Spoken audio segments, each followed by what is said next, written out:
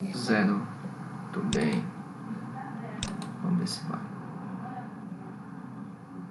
Olá pessoal, tudo bem? Aqui quem fala é o professor Dr. Frank Suzuki e hoje eu vou falar um pouquinho sobre a biomecânica de um exercício muito discutido, que é o exercício do agachamento, beleza? Vamos lá então? Bom, antes de iniciar o vídeo, eu gostaria de pedir aí, né, uma solicitação para que você se inscreva aqui no canal, porque toda vez que nós colocarmos um vídeo novo, você será notificado, né? Adiciona lá a sinetinha. E se você gostar, né, do conteúdo e do material do nosso vídeo, deixa aquele like, né, para que a gente possa aí sempre estar produzindo mais conhecimento acerca do treinamento de força, treinamento resistido, a musculação, o esporte e assim sucessivamente, ok? Bom, resolvi fazer esse vídeo, né, porque o agachamento é um exercício muito utilizado aí nas grandes academias, nas pequenas academias, nas médias academias, no personal trainer, no treinamento funcional, no treinamento no cross training, em todo lugar do pessoal, né, eles estão hoje enfatizando muito o treinamento de agachamento, né, e muitas discussões elas vêm surgindo acerca do exercício denominado de agachamento, né, hipertrofia, não hipertrofia, ativa, não ativa, né? Então, eu volto a dizer, quem me conhece, eu sempre digo, né, antes de você discutir artigos, resultados, né, a gente precisa ter uma base bem consolidada, né?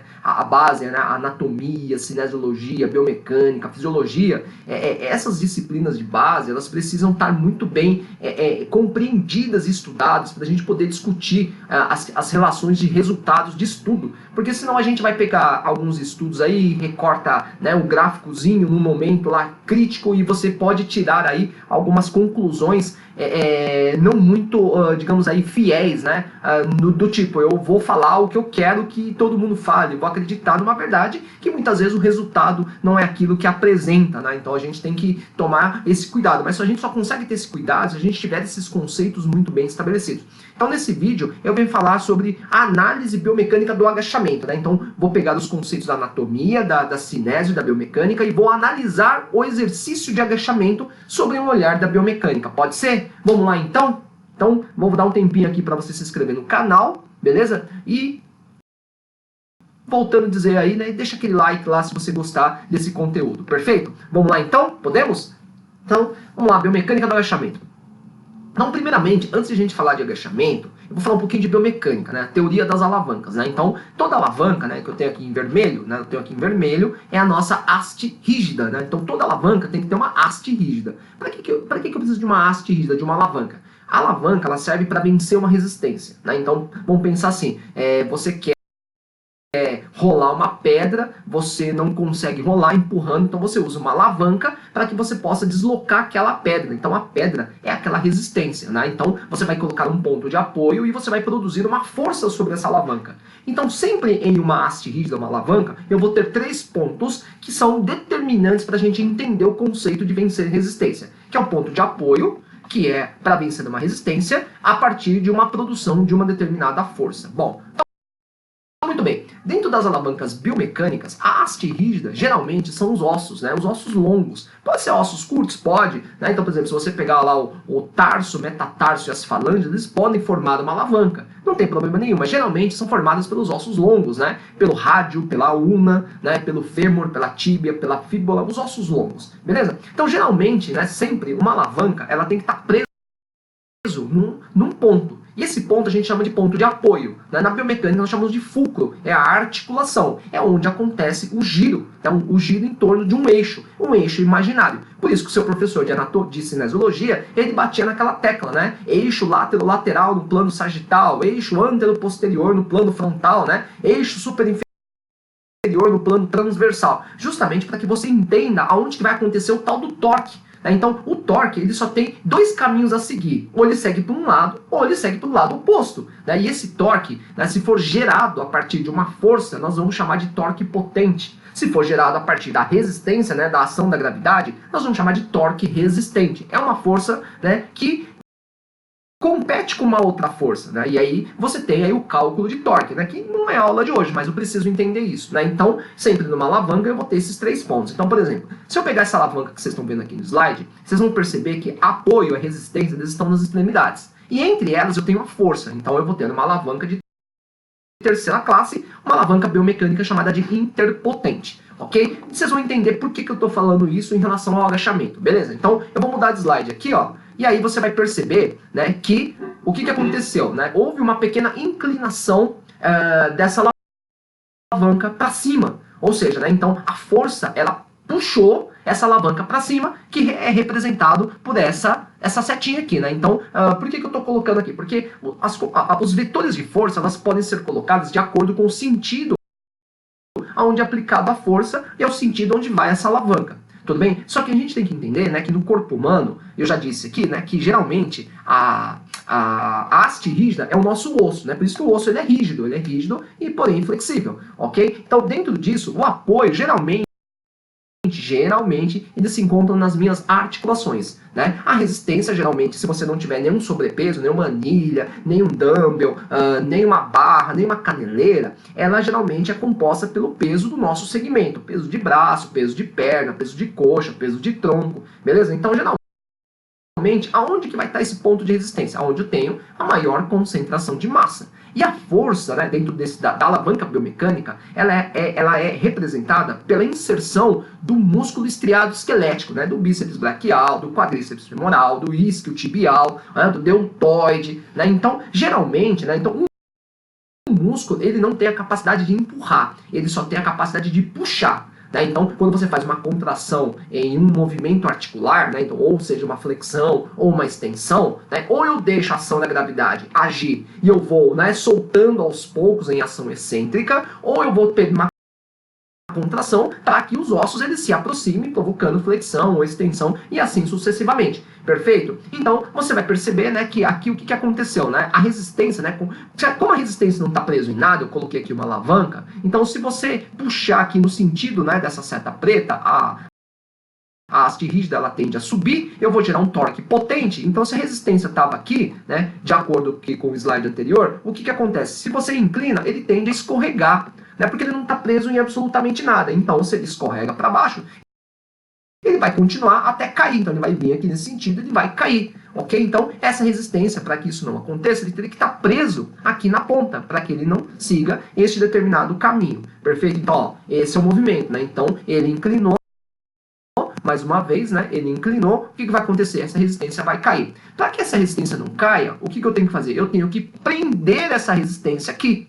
Perfeito? Então eu tenho que prender e aí ele não vai cair, né? Então eu vou subir essa alavanca que vai subir, ele vai tender a ficar preso aqui, porque eu agora estou segurando aqui com este elastiquinho aqui. Perfeito? Então vamos continuar aqui. Né? Então agora a gente pode transferir esse conceito de alavanca para a biomecânica, né, do agachamento. Então eu coloquei aqui em vermelho, né, aqui nesse primeiro desenho, essa haste rígida em vermelho. Então ele está apoiado aqui nesse triângulozinho e esse amarelo é a nossa resistência. Perfeito? Bom, então dentro disso, o que eu quero dizer? Né? Então, que esse vermelho, a haste rígida, é a coxa, é o osso fêmur. E esse osso fêmur, ele está preso na articulação do joelho. Né? Então, aqui, ó, a haste rígida é o fêmur, é a coxa, e o ponto de apoio é a articulação do joelho. Então, o torque vai ser gerado aonde? Na articulação do joelho. E a resistência é a barra que esse rapaz aqui, ele está colocando em cima do acrômio, né? Então, geralmente, né, quando a gente faz o agachamento, a gente pega uma barra, a gente coloca atrás, né? A gente põe atrás da nuca, aqui a gente tenta colocar em cima do acrômio, e aí a gente, nas pontas dessa barra, a gente coloca as anilhas para gerar uma resistência. Então, a resistência, ele está nesse sentido aqui, ó. Tudo bem? Então, né, então, a partir do momento que eu vou levantar, né, vou fazer a extensão da articulação do joelho em ação concêntrica, o que aconteceria?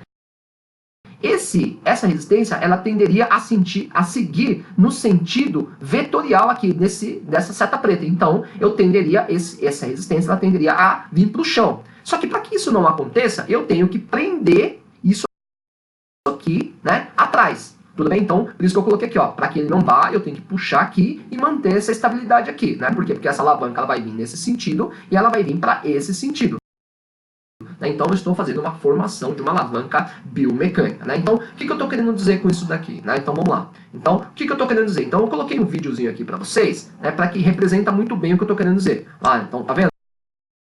Ó, muito bem. Então, esse menino aqui, vou dar um pause aqui, ó, tá vendo? Então, aqui está a minha alavanca, aqui está o meu torque, que é o meu apoio, e aí, né, a resistência, ela vai estar aqui em cima. Então ela vai estar aqui, ó, no meio. Tudo bem? Então, dentro disso, vamos continuar aqui no videozinho, tá? Então, ele, né, nós já determinamos aí as alavancas, e aí ele vai colocar a força a ser aplicado nessa alavanca. Né? Então, se você estiver percebendo, ele está colocando um músculo chamado quadríceps femoral. Né? Então, aqui eu tenho o vasto medial, né? Aqui eu tenho o vasto lateral e aqui eu tenho, eu tenho aqui o reto femoral. Então, aqui embaixo do reto femoral tem o vasto intermédio. Mas se você for prestar atenção, o vasto, os três vastos, eles não estão presos no osso pélvico, ele está preso no fêmur. Então, ele traria apenas a alavanca. Né? Então, essa é a força que eu mostrei lá no slide anterior, que está preso na alavanca. Então, quem é o F, que representa o F, são os vastos. E aí você vai perceber que esse reto femoral, ele está preso aonde? Ele está preso na crista ilíaca anterior e inferior, que se encontra no osso pélvico. Mas por que, então, ele está fora da alavanca? Então, é isso que é a grande sacada, é a grande... Né? Não é o segredo, mas é a grande sacada do agachamento. Então, vamos lá dar continuidade aqui no... Ó, ele está colocando o reto femoral, que é um músculo biarticular, que ele vai passar pelo quadril e vai passar pela articulação do joelho. Olha que interessante. Então, agora vocês entendem, ó, aqui estão os vastos, ele puxa o fêmur. Só que se você não tivesse esse músculo aqui, ó, que está preso na cintura pélvica, a tendência do tronco seria ir para trás. E aí você, né, acabaria jogando o corpo para trás. Então, isso, né, não manteria sua coluna ereta. Então, ele prende para que ele traga o fêmur e a pelvis junto. Ó. Então, você pode perceber que aqui tem uma flexão da articulação do quadril. A coluna, ela se encontra neutra. Beleza? Então, vamos dar continuidade aqui, ó. Agora você consegue enxergar aqui, ó, o vermelho, né? Aqui o azul e aqui tá o amarelo. O que está acontecendo? Lembra da caixinha amarela que começou a escorregar aqui? Então ele está escorregando. Então imagina só, se você tivesse com a barra aqui, qual seria a probabilidade de eu ir com, né, com o rosto, pá? Porque tem muita gente que carrega muito peso no agachamento, né? Eu cheguei a dar uma aula, uma moça lá tava pegando 45 quilos de cada lado, são 90 quilos, mas a barra que tinha 20, não, são 110 quilos. Imagina só, não dá para fazer um good morning, né, com 90, 110 quilos aqui, né, em cima do acrômio. Então, percebe que o resultado seria eu cair de cara aqui no chão e com detalhe, né, de todo esse peso sobre a minha coluna cervical. Beleza? Vamos continuar aqui então, meus queridos. Então, tô aqui. Então, veja só. Olha lá, ó. Olha que interessante essa mecânicazinha, ó, tá vendo? Ó, alavanca, tudo certinho, né? Só que aí o menino aqui, ó, ele ficou meio inconformado, né? Então, esse é o vídeo do Muscle in Motion, né? Eu fazer a citação aqui, dar os créditos aí. Então, o que ele faz? Para que não tenha essa flexão de quadril, essa resistência, mantenha-se presa, como eu mostrei lá para vocês, né, nas alavancas, ele coloca aquele elastiquinho que eu tinha colocado lá, né, em preto. E aí, esse elastiquinho é o músculo glúteo máximo. Beleza? É ele que vai fazer com que essa resistência não desça naquele sentido vetorial. E aí ele está colocando aqui, né, os isquios tibiais, que são os posteriores de coxa, lá, tá vendo? Ó? E ele vai fazer flexão e extensão de quadril em cadeia cinética fechada, em CCF. Ok? Agora vamos ver como é que fica aí o contexto, né? Então lá, ó.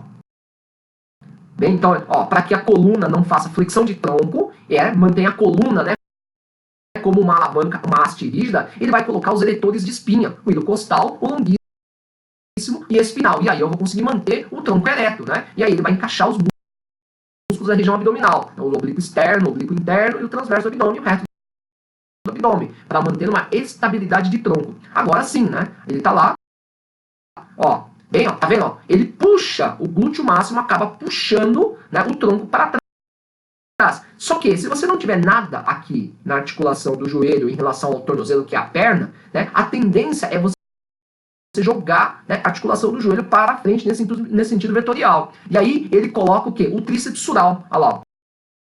O tríceps sural. Então, no momento do agachamento, eu tenho uma sinergia muito grande de equipamentos musculares, né? Justamente para sustentar a mecânica. Mas aonde que está, né? Aí que eu falo do conceito, né?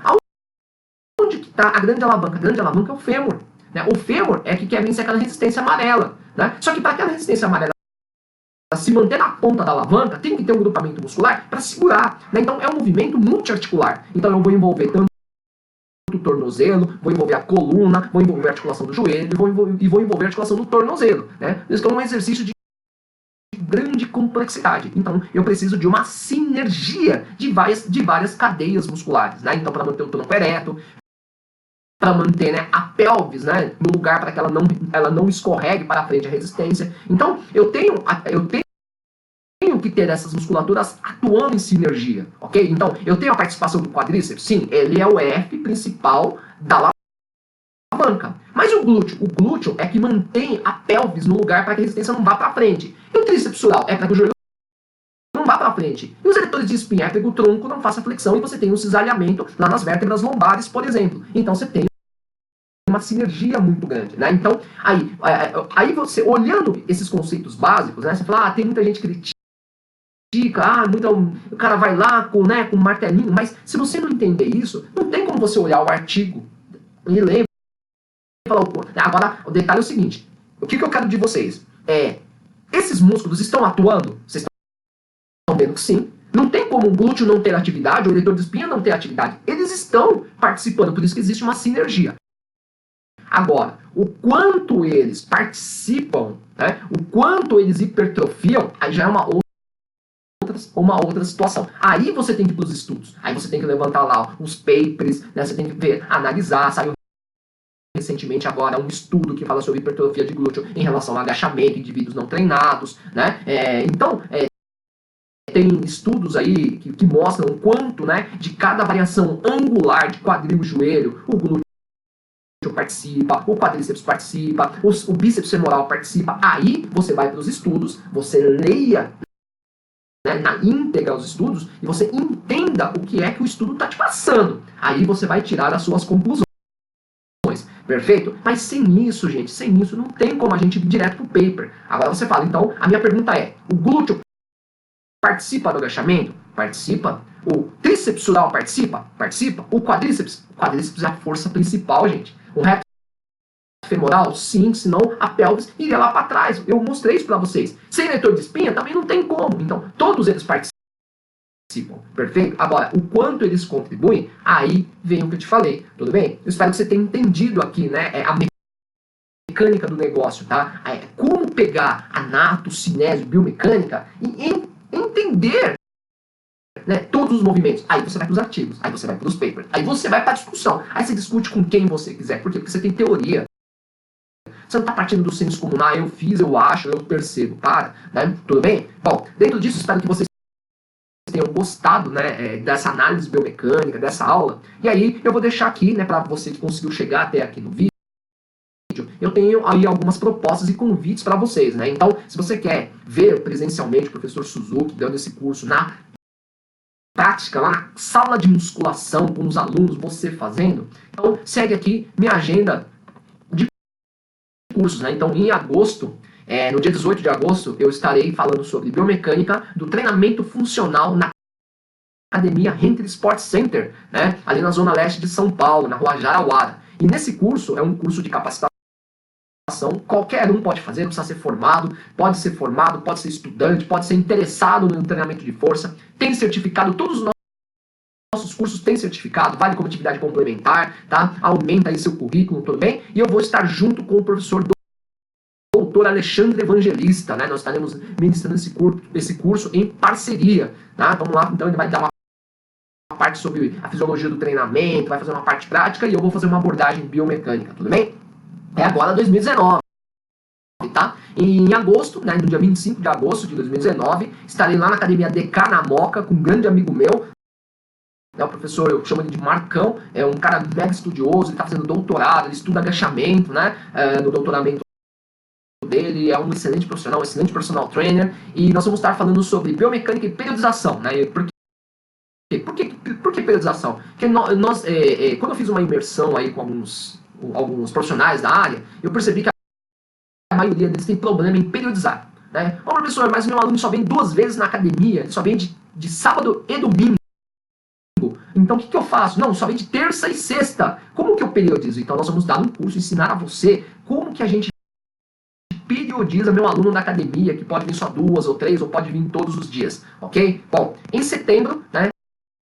No dia 15 de setembro, eu vou estar com um grande amigo meu, né, um cara mega fantástico, professor Mário Tsutsui. Nós estaremos lá na Academia MP Fit em Osasco, falando sobre biomecânica e métodos de treinamento de força, né? Então você que gosta aí do upset, do biset, do triset, né? O professor Mário vai estar fazendo essa abordagem e eu vou estar falando sobre a aplicação da biomecânica sobre esses métodos de treino, né? Então estaremos aí no dia 15 e no dia 22 de setembro, né? Estarei com biomecânica da natação, né? Da pedagogia biomecânica, com um grande amigo, referência na área da natação, o professor Alexandre Bila, né? Então nós estaremos lá na Academia Fit Club, ok? Lá, se eu não me engano, se eu não estiver errado, parece que tem uma unidade deles lá em Pirituba, estaremos juntos lá para discutir a biomecânica aplicada dentro da natação, tudo bem? Então tá aí, fica aí o convite, né? Se você tiver qualquer dúvida de como você fazer inscrição nos cursos que mais lhe interessa, deixa um comentário aqui para mim ou entra nas minhas redes sociais, que os folders já estão espalhados para as devidas inscrições. Valeu? Muito obrigado, um forte abraço e até o próximo vídeo.